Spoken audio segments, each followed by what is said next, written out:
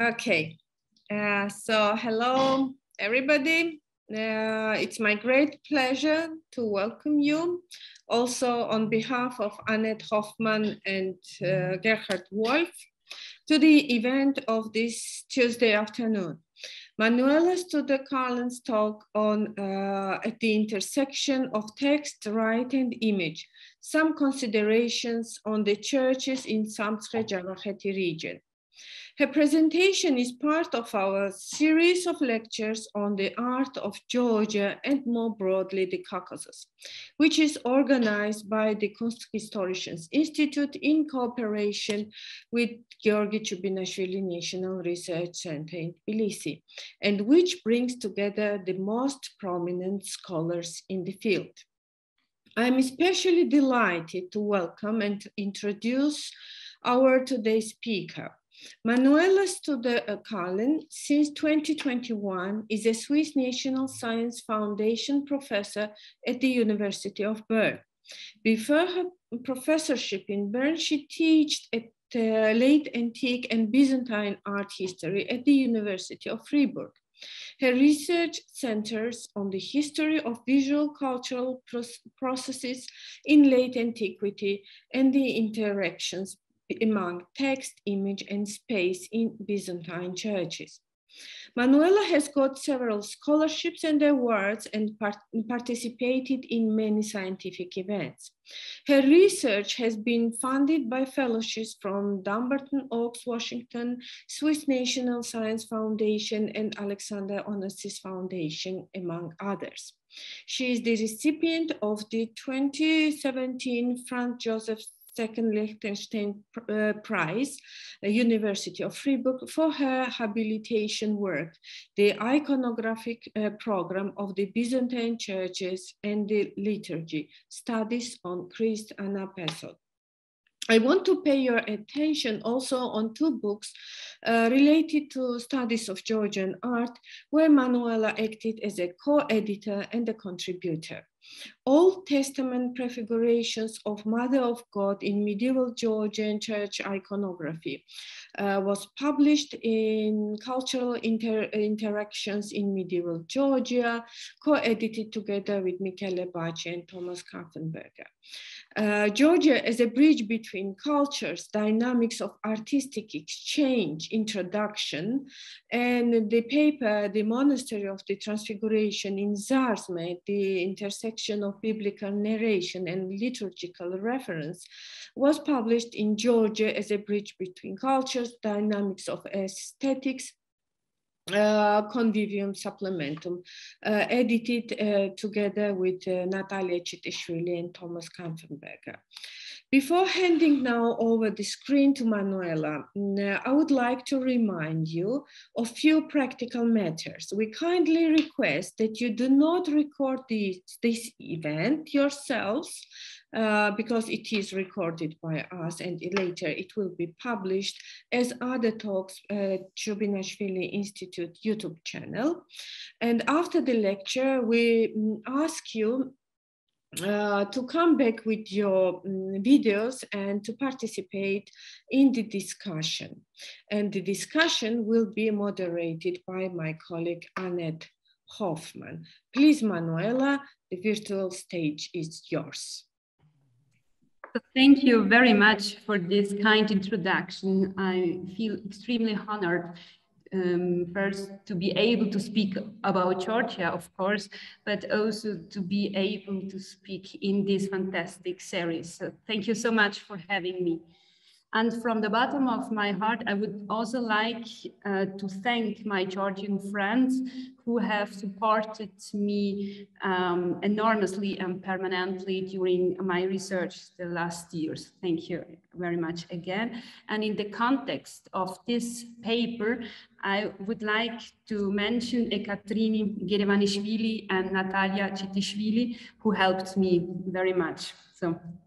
Finally, I must explain that this paper reflects only the beginning of my research on the topic I have mentioned in the title. So this lecture, I will focus on Saqqara, which I will mainly compare with Zarzma.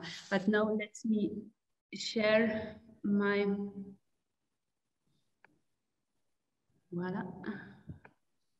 Oh, this one. My screen, I hope. Does it work? It's okay. Wonderful. So,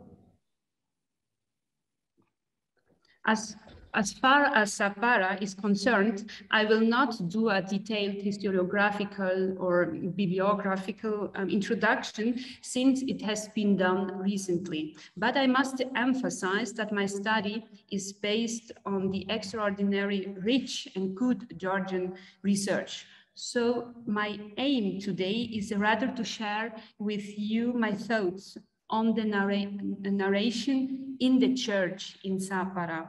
And I'm very much looking forward to your feedback and to our discussion. So the church of Sapara has long been the subject of scholars' attention. The first Western European to describe Sapara was the Swiss Frédéric Dubois de Montpellier, in his work published in 1839. In the second volume, he described the monastery in great detail, and he is surprised to see here paintings of the Byzantine style, as he wrote it. So scientific works followed,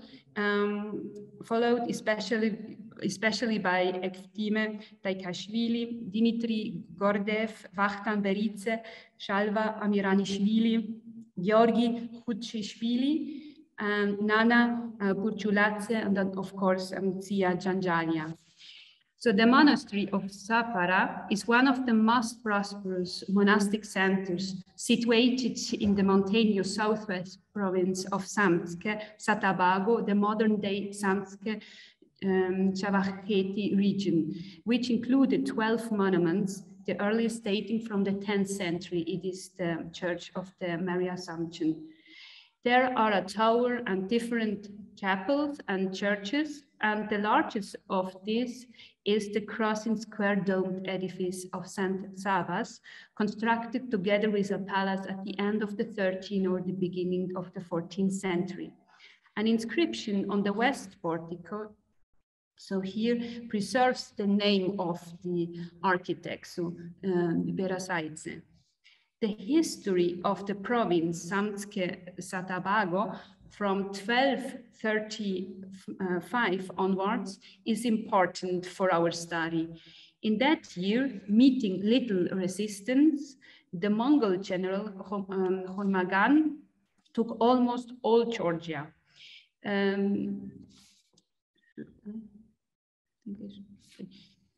Peace terms between the Georgian Queen Rusudan and the Mongols were agreed in 1239, but when Rusudan died in 1245, there was no higher. So Georgia was then divided into 8 dumas, and the 6th, the largest one, Samtskhe, went to Ivane Kvarkvare Jakeli. Finally, the Mongols rewarded Jakeli for supporting them against the Golden Horde by giving them autonomy as Atabaks of Samtskhe. In 1266, shortly after Georgia split into 2, Sargis Jakeli persuaded the Ilkhan Mongols to treat Samtskhe as a crown lands and himself as a prince. So at the end of the 13th century, Samtskhe became a third new Georgian state, lightly taxed by the Mongols. Samtskhe's freedom from taxation and conscription attracted artisans from Kartli. So in the second half of the 13th century, it was the only Georgian region where churches, monasteries, or towns were built. In 1281, an earthquake in this region was mentioned by the chronist, and Beridze suspects that this was one of the reasons for the intense building activity. In 1280, Natela married Dimitri II of Georgia. Natela was the daughter of Beka. The son of that marriage is Georgi the Brilliant, would then in 1334 inherit 2/3 of Georgia and thus reunify Georgia. Dimitri II was executed by the Mongols in 1289, and so Georgi V was raised at the court of his maternal grandfather, Beka I. So in the 14th century, so before the destruction of Georgia by Timur Lenk in 1386, the state and clerical upper classes from Samtske played an important role in the politics of the country. And this is reflected in the churches they founded. So the Church of St. Sabas in Zapara and the Church of the Transfiguration in Sarsma, as well as the Church of St. George in Chule, bear witness to the power of aristocratic families in southwestern Georgia, who benefited under the Mongols. The members of the Jakeli family, the patrons, are represented in the monasteries of Zapara and in Chule, as well as in Sarsma. I follow here the important study of Mzia Janjania, who discussed these portraits. On the south wall in Zapara, the founder of the dynasty and the first independent ruler of Samtske appears with his family. So here is Zargis I as a monk, along with his son Beka I, who holds the model of the church, and the two sons of Beka, Zargis II and Kvarkvare. Here it should be noted that Zargis I became a monk by the name of Sabas in the monastery of Zapara, and that Beka is named as the builder in the inscription here.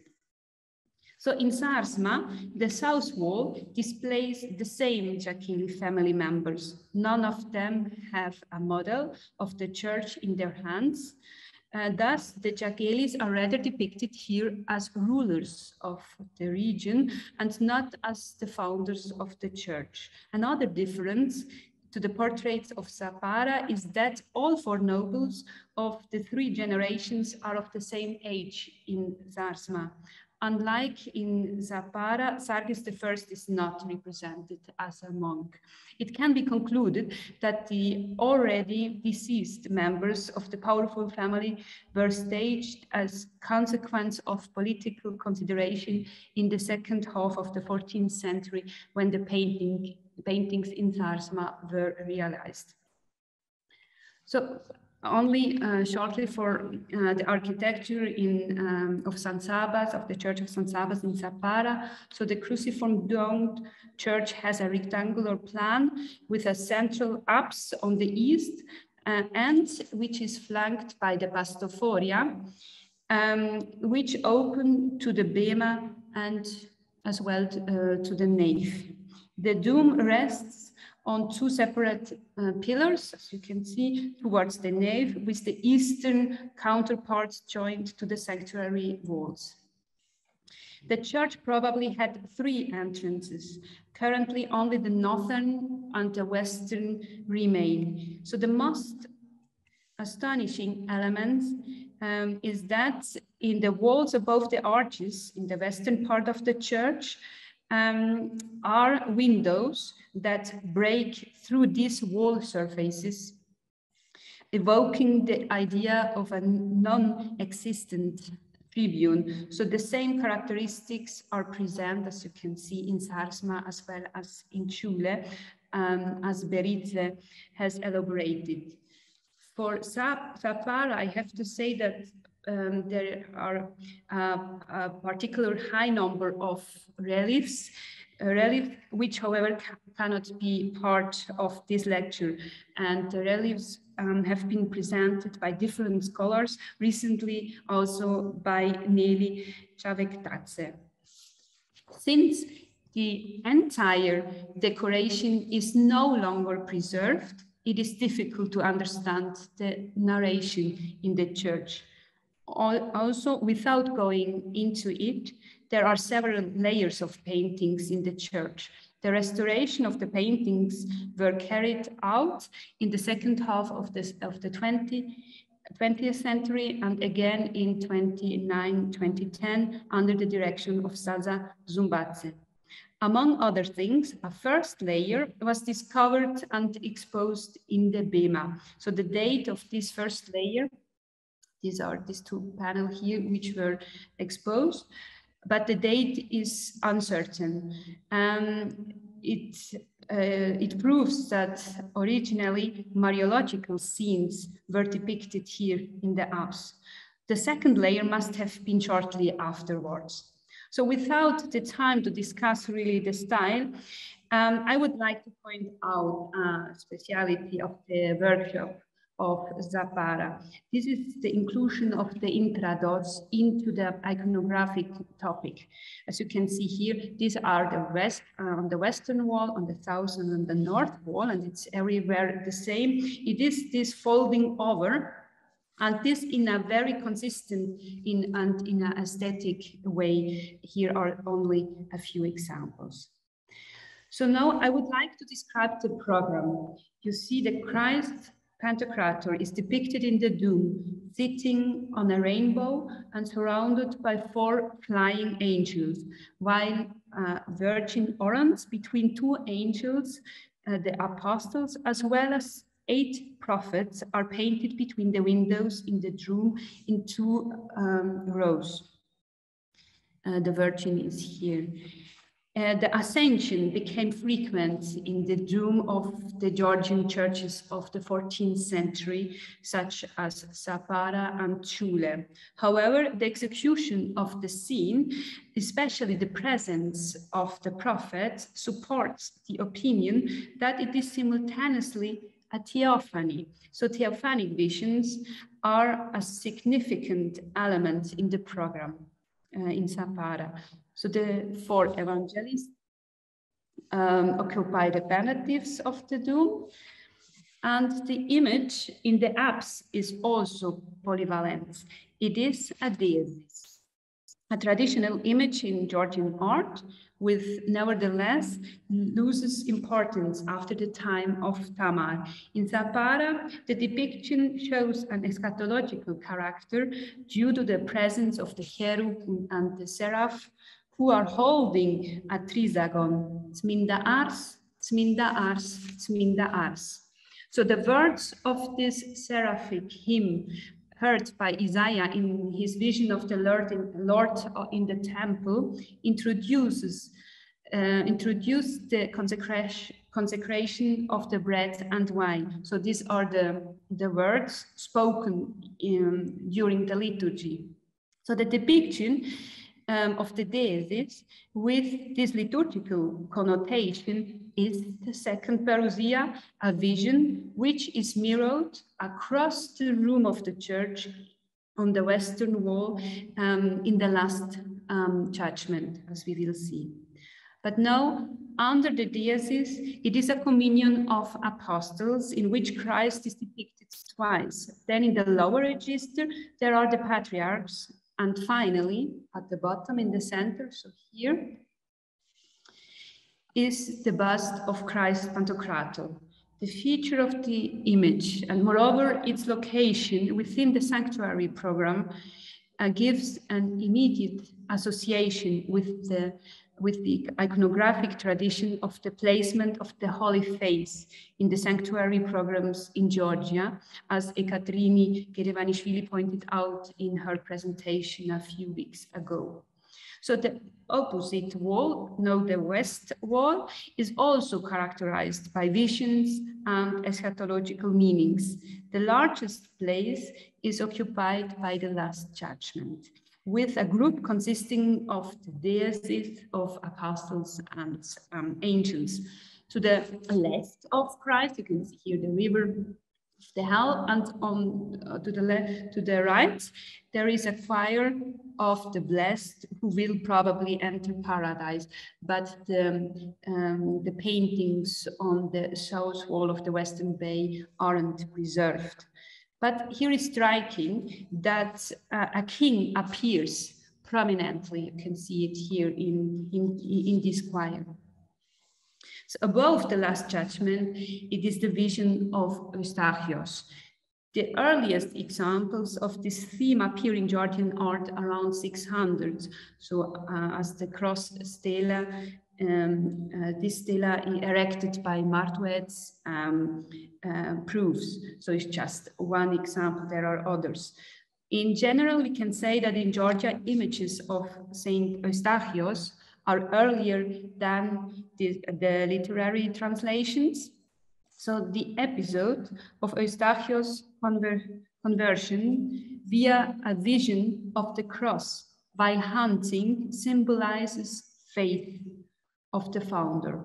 So according to Mariam Didabulice, in Georgian pagan mythological legends and folklore, hunting was considered as the best condition for the contact with the divine and the heaven forces. So the parallels between the conversion of the saint at the beginning of the 2nd century and that of the Georgian king Miriam at the beginning of the 4th century may also have played a role in this choice of theme. So both decided to follow Christ while hunting. So the popularity of the scene in the early times can be explained by the fact that it is associated with the history of the conversion to Christianity, and therefore as a metaphor for turning into true faith, into the true faith, and of course also for the salvation of the soul.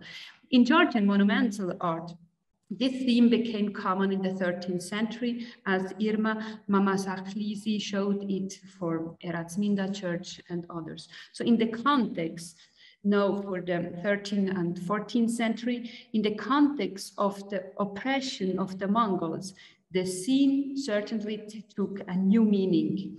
So it is the symbol of the true faith of Georgia, and it is a statement, and especially also for the founders in Zapara.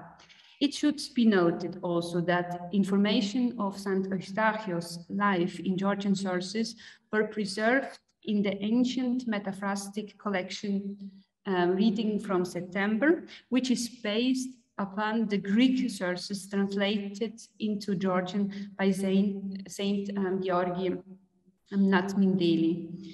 So the theme thus has the eschatological meaning in common with the Last Judgment depicted below. So these are the two images that the worshipper sees last when leaving the church. So the hope of salvation is possibly concretized in the two miracle images at the top of the same wall. These two healings you can see here. So the tree of Jeste is depicted on the south wall of the Western Bay, as the representation in Kinchvizi from the 13th century is among the oldest known of the monumental paintings of the Eastern Christian world. So the tradition is well established in Georgia. The figure of Jeste, which we can't see here, in Zapara, is certainly represented as the root from which the genealogical stem with portraits branches out.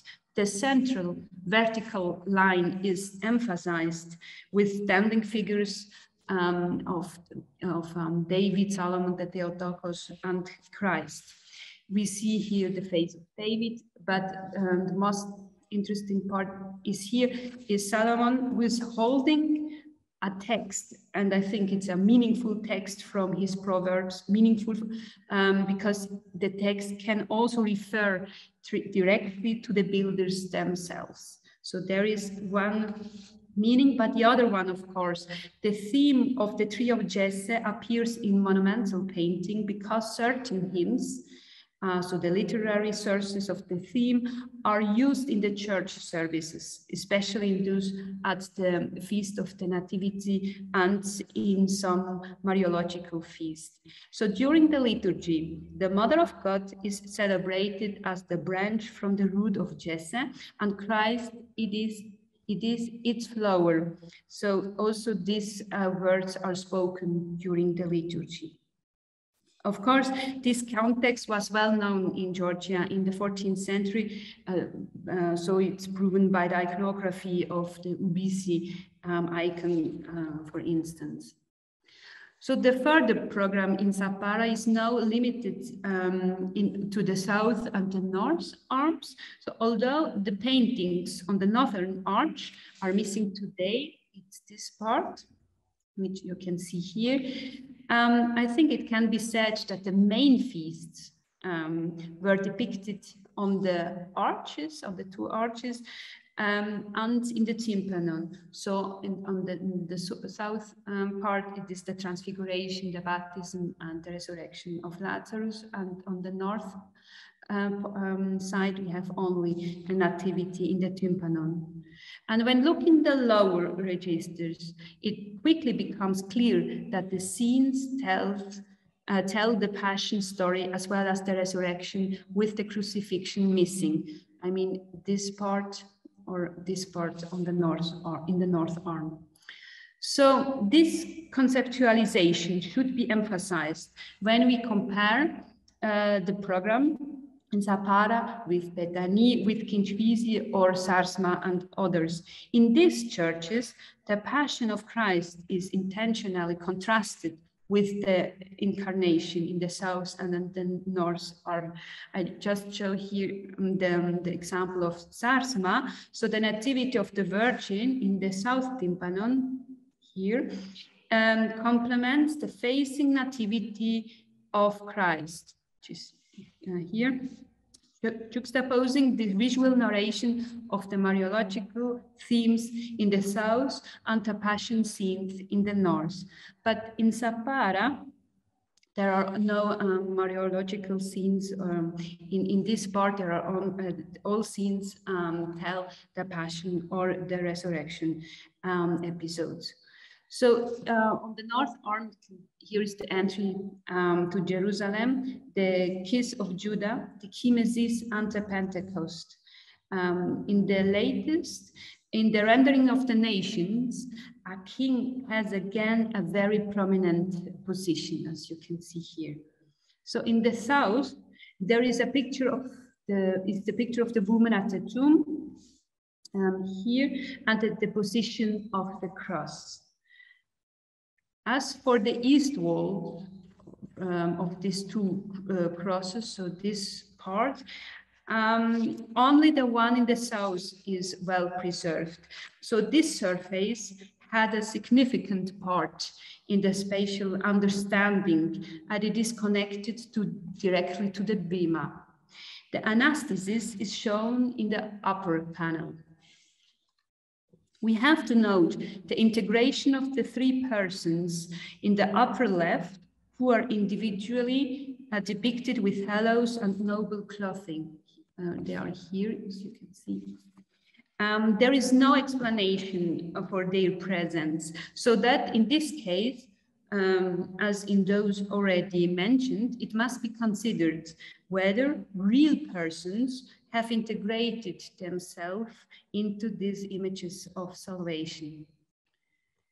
But in liturgical understanding, the trenos theme below is very important. But as you can see, the sense of the movement is not against the bema, but directly towards Saint Sabas and the founders, and directly towards the entry of the diaconicon. So the grief, these are these two walls here, of course. So the grief of the Theotokos, which is given expression in the Canon Trenodes, is articulated dramatically, in particular in the scene of the lamentation of Christ, the Trenos. This episode takes place after the deposition, from the cross, and it is rooted in the homilies of George of Nicodemia, which in later version were integrated in the Lamentation of the Theotokos. And as Irini Chiaviashvili pointed out in an article published last year, the openings of the Pastophoria to the Naos as well as to the Bema are an adaptation due to the new liturgy, which comes from the Atzonite edition of the Constantinopolitan Typicon and served as the main liturgical manual in Georgia since the 11th century. This is important because for the significance of the Threnos scene, the Epitaphios Threnos, the lament interpreted as the Virgin weeping for her son, plays a predominant role.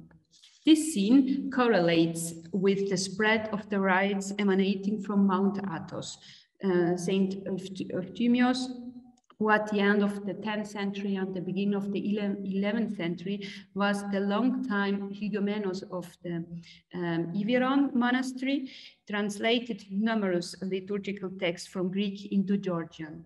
So Iveron became an important center of Byzantine Georgian cultural interaction and the dissemination of texts in Georgian.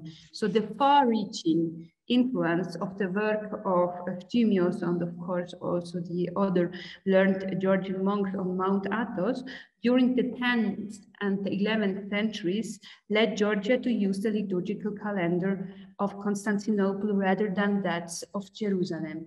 And since the 10th century, Zarsma monastery was under the patronage of the important Hordvaneli family. One of the most important representatives of this family and the great patron of Zarsma, Georgi Hordvaneli, maintained close contact with the monastery of Iveron, where his famous son Adornike was a monk. So the Giacelli trace their origin to the house of Hordvaneli. Therefore, we can assume close interactions with the Mount Athos for the Samtke region for the 13th and the 14th centuries, which means that the dissemination of text and rites provoked the specific images because the scene of the Threnos is connected with the liturgical trends at Mount Athos, especially the contemporary rite of the Epitaphios Threnos. It is a procession with the paraments, the Epitaphios, which was known as Robert Taft has proved on Mount Athos from the end of the 13th century on. So the subject matter, and especially the depiction of Joseph, you can see him here, correlate with the liturgy. The cloth, the parament with which Joseph wrapped Christ's body after the taking down of the cross is identical to the parament carried during the rite of Epitaphios Threnos. So this episode is specifically commemorated during the Epitaphios Threnos on Good Friday with the Troparion, O Noble Joseph. The woman here with dramatically raised hands is interpreted as Mary Magdalena, who simultaneously functions as a figure of identification for the faithful as well. So, however, the manner in which the ruler was present in the daily service, it's not the Epitaphios Threnos, but this can be seen in the Cherubikos hymnos, which is sung during the entrance procession. Known as the Great Entrance, the Cherubikos hymnos formed the dramatical climax of this ritual as it praises the eternal kingdom of Christ. And it is exactly that aspect which is reflected in a striking way in the narration in Zapara. So the epitaphios, the parament, the textile adorned with the image of the dead Christ was, from the end of the 13th century on, carried in the procession of the great entrance as well. So relevant for the integration of the donors into the rite is that the Cherubicos hymnos was rhythmically interrupted, as documented by manuscripts, by liturgical commemorations for the living and the deceased. So reference to this custom are evident in the numerous inscriptions on the epitaphioi themselves. So these inscriptions are pleading for the salvation of the donor, which are to be understood as liturgical intercessory formulations. The most ancient epitaphios preserved in Georgia dates back to the 15th century. The motifs on the parament are the same seen in the monumental version in the program in Zapara, especially, of course, the theophanic ones, so the Ophanim, the Seraphim, and the Cherubim, the Ascension, but also the woman at the tomb of Christ. So the conjunction between the historical moment, so the entombment and the liturgy is accomplished by here through the presence of the archangels with the ripida. And in the upper right here, there is a donor inscription which refers to Georgi VIII, and it corresponds to the commemorations loudly articulated when the epitaphios was carried in the rite. It's always for granting for a long life and forgiveness of sins, as you can see here. So within the Cherubicos hymnos, these interjections for the living multiplied over time. Finally, it became a stable element of the right to pray for the ruler, to pray for the bishop, and for the founders, even if they were not participants in the liturgy. In general, I think this is also relevant for the image in space, and it could be an explanation for the relationship between royal and secular portraits in the Georgian churches starting in the late 11th century. So what is remarkable is that in almost all churches with a royal portrait, there is evidence from donor images that the imagery was commissioned by a known royal donor.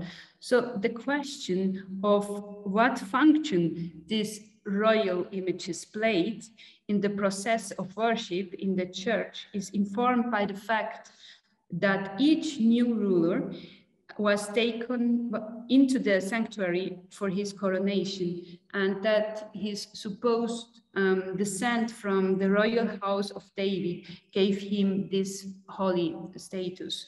So this point is certainly underlined in Zapara, also with the depiction of the tree of Jesse. But much more obvious is that the image of the royal family, as well the one of the founder, echoed the daily commemorations in the Cherubicos hymnos, which was an important part of the Georgian Orthodox liturgy as well. So meanwhile, the seculars register their integration into the rite with their presence both in the visual program and in the prayers. So through this, their continuous salvation was ensured. So indeed, a persistent feature of the painting programs of Georgian churches is that the royal and secular figures are shown engaged in a procession on different walls.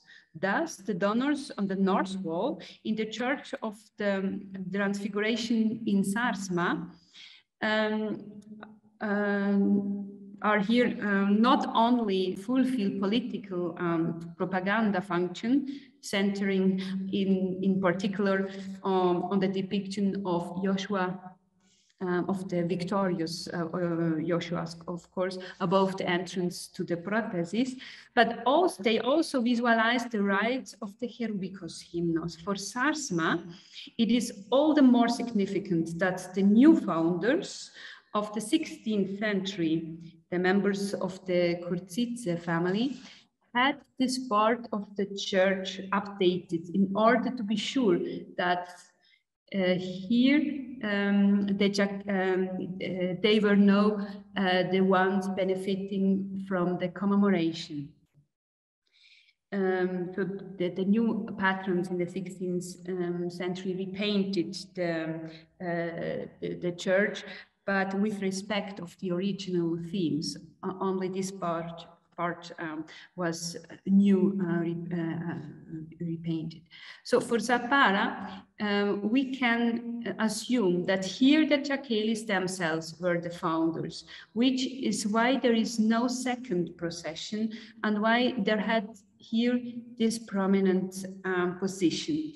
During the reign of Farquhar, that it is from 1334, the door of the Saint Mary Assumption's Church here was closed, and it was important for him that he also joined this procession to guarantee his commemoration in the daily service. So his portrait was now also displayed. For Zappara, it is also very remarkable that the theophanic and eschatological meaning levels of the program stand out. So this emphasizes above all the eternal kingdom of God, which was commemorated in the Hierubicos hymnos. During the great entrance, the gifts were carried from the prothesis, where the bread and the wine were prepared at the beginning of the liturgy, to the narthex, and then returned to the bema. So the great entrance was the climax of the liturgy and was assigned the most solemn ceremonial embellishment. So although Byzantine sources underline that the liturgy of the great entrance encompassed the entire life of Christ, its focus was the Passion and the Resurrection, which is in line with the narration in Zappara. In various commentaries on the Byzantine liturgy, so the writers interpret the procession as a mimesis of the Passion of Christ. So this ceremony contained mystagogical elements and the psychological realism and favored visuality and interaction, in which the founders staged themselves. In the sacred space, the choice of iconography and the positioning of the images are of the utmost importance with regard to activating the real function of the images in that space, namely the ritual function. So these are the first considerations on the visual conception of these churches in connection with the cooperation of the local patrons in this region and at this particular historical moment. So which evoke a political, ideological, but also an eschatological and ritual commemorative purpose. Of course, these have to be elaborated further.